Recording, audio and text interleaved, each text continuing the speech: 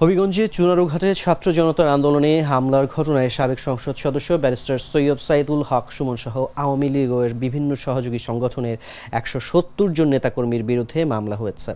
বুধবার ওই উপজেলার চন্দনা গ্রামের বাসিন্দা উপজেলা যুবদলের যুগ্ম আহ্বায়ক মোহাম্মদ নাসির উদ্দিন বাদী হয়ে চুনারুঘাট থানায় মামলা দায়ের করেন।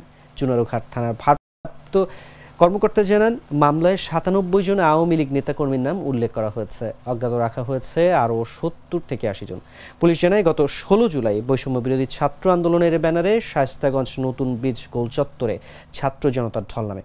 তৎকালীন সংসদ সদস্য ব্যারিস্টার সৈয়দ সাইদুল হক সুমনের নির্দেশে বিকেল ৪:৩০টার দিকে আসামিরা ছাত্র জনতার উপর হামলা চালায়।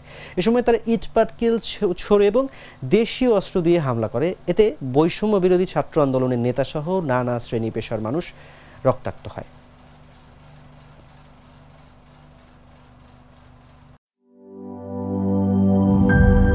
শিয়া বাটার ও ভিটামিন ই সমৃদ্ধ lily glam beauty soap. Lily, always beautiful.